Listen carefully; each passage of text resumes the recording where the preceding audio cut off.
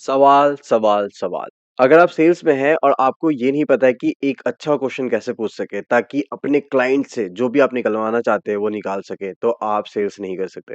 हमको अक्सर लगता है कि हम जितना ज़्यादा बोलेंगे उतना अच्छा सेल्स कर पाएँगे, पर ये पूरा का पूरा मिथ है। मैंने आज तक जितने भी ज़्यादा क्लोज़ किए हैं सेल्स में, जितने भी नंबर्स मैंने क्लोज़ किए, जितने भी क्लाइंट्स को मैंने ऑनबोर्ड किया है, उनमें सबसे ज़्यादा मैंने सवाल पूछे हैं। अब होता ये है कि हम जब भी कोई डेमो देने जाते हैं या जब भी कोई क्लाइंट को कॉल करते हैं, तब सोचते हैं कि इनसे सवाल ना पूछ के हम उनको बता सकें कि हम क्या बेच रहे हैं या हम क्या कर रहे हैं, और तभी हम बहुत बड़ी गलती कर देते हैं। अक्सर अगर एक एग्जांपल लें कि आपको कुछ अगर प्रॉब्लम हुआ है और आप डॉक्टर के पास जा रहे हैं, तो डॉक्टर आपको क्या बोलेगा? क्या डॉक्टर आपको ये बोलेगा कि अच्छा आप आ गए, आपके पेट में दर्द हो रहा है, बताइए आपको कौन-सी दवा चाहिए? ये नहीं बोलता है। डॉक्टर अक्सर आपसे पूछता है कि आपने कल क्या खाया था? आपने क्या किया था?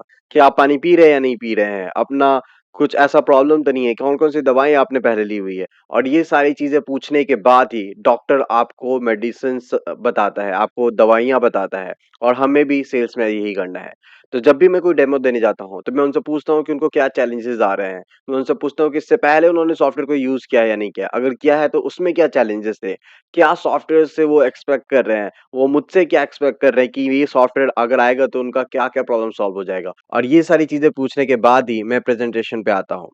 अब सवाल आता है कि अगर मैं इतनी सारी चीज़ें पूछूँगा, तो क्या क्लाइंट जवाब देगा? और इसका जवाब है, आपको क्लाइंट को ये फ़ील करवाना पड़ेगा कि आप उन्हें बेचने ही नहीं जा रहे हो, आप उनके प्रॉब्लम सॉल्व करने जा रहे हो। तो अक्सर मेरा एक ही लाइन रहता है कि before starting the demo, can I ask few questions so I can give you better demo और बेटर प्रेज़ेंटेशन। जब मैं ये लाइन बोलता हूँ, तब क्लाइंट को समझ में आ जाता है कि हाँ, ये पर्सन मेरे प्रॉब्लम्स को सॉल्व करने आया है और ये एज़ अ कंसल्टेंट काम करने आया है यहाँ पे। ये ऐसा नहीं करने वाला है कि आप ये ले लो, ये मेरे पास है, ऐसे है, और ये बहुत गलत अप्रोच होता है। आपको बेचना नहीं है, आपको उनके प्रॉब्लम्स को सॉल्व करना है। जब तक आप प्रॉब्लम नहीं सॉल्व करेंगे, तब तक आप नहीं बेच पाएँगे। अब एक और तरीका आता है, जहाँ पे लोग जितने भी सेल्स पर्सन हैं, वो ज़्यादातर इस बात पे ध्यान रखते हैं कि क्लाइंट कहाँ जा रहा है या किस तरफ बढ़ रहा है। जबकि उनको ये सोचना पड़ेगा कि क्लाइंट कहाँ से आ रहा है, उनकी बैक स्टोरीज़ क्या है।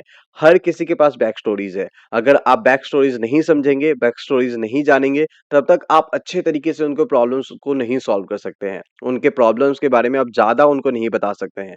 तभी यहाँ पे अगर आप उनके बैक स्टोरीज को सुनने में इंटरेस्टेड रहेंगे और उनके बैक स्टोरीज को समझने की कोशिश करेंगे, तब आप ज़्यादा अच्छे से सेल कर पाएँगे।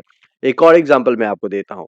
अगर आप किसी दुकान पे जाते हैं और ऐसा चीज़ खरीदने की कोशिश करते हैं जिससे पहले आपने नहीं खरीदा हो, या आपको कुछ अच्छे से आइडिया ना हो, थोड़ा बहुत पता हो, तो आपसे दुकानदार पूछता है कि कौन से ब्रांड का है, किस कलर का दिखता है, कितना बड़ा साइज़ उसका है, मतलब आपको 1 केजी चाहिए, 2 केजी चाहिए या 4 केजी चाहिए, और उसके हिसाब से आपके नीड को समझने के बाद वो आपको सामान देता है। ऐसे नहीं होता है कि आप जाते हो, आप उसको कुछ भी बोलते हो और वो कुछ भी निकाल के आपको दे देता है। बहुत बार आपके साथ भी ऐसा फ़ील हुआ होगा कि आप दुकान पे गए होंगे, आपने कुछ बोला होगा और दुकानदार ने आपको कोई भी ऐसा प्रोडक्ट लाके रख दिया आपके सामने, आपने उसे थोड़ा बहुत देखा, उसको पढ़ा, प्रोडक्ट को देखा, अच्छा नहीं लगा और आप दूसरे दुकान पे पहुँच गए होंगे, और ये होता ही है। और स्पेशली सॉफ्टवेयर में जब आप SaaS सेल्स कर रहे हैं, वहाँ पे ये बहुत ज़्यादा होने के चांसेस है, क्योंकि सॉफ्टवेयर में जो क्लाइंट्स आपके पास आते हैं, उनको खुद नहीं पता होता है कि ये प्रॉब्लम्स कैसे सॉल्व हो सकती हैं या ये सॉफ्टवेयर कैपेबल है या नहीं है। तब आप उनके प्रॉब्लम्स को जितना ज़्यादा अच्छे से अंदर घुस के आप समझने की कोशिश करेंगे, उतना ज़्यादा ही उन प्रॉब्लम्स को आप सॉल्व कर पाएँगे, उतना ज़्यादा ही उन प्रॉब्लम्स के अगेंस्ट पे आप सॉल्यूशन भेज पाएँगे। तो अंत में मैं यही कहना चाहूँगा कि अगर आपको सवाल पूछना अच्छे से आता है और आप अच्छे से सवाल पूछ पा रहे हो, तो आप ज़्यादा नंबर सेल्स कर पा रहे हो। एक और लास्ट टिप्स, सवाल पूछ के आंसर देने के लिए सवाल ना पूछें प्लीज़। बहुत बार ऐसा होता है कि बहुत सारे सेल्स पर्सन सवाल तो पूछ लेते हैं और पहले 2-3 लाइन में वो सोच लेते हैं कि मुझे क्या जवाब देना है इसका, ये क्या आंसर हो सकता है, मुझे क्या दिखाना है।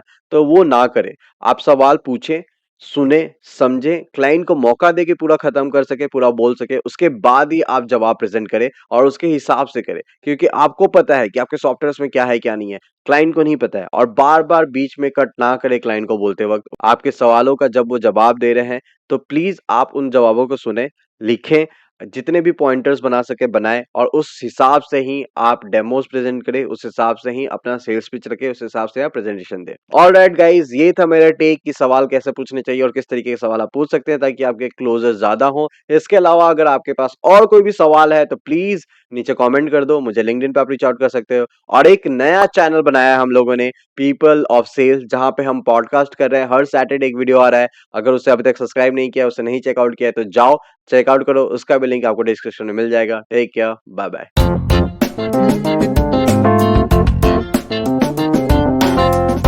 And one more thing, you cannot sell everyone, but you can educate everyone. That's a good point. Very good point. You not sell everyone. Right.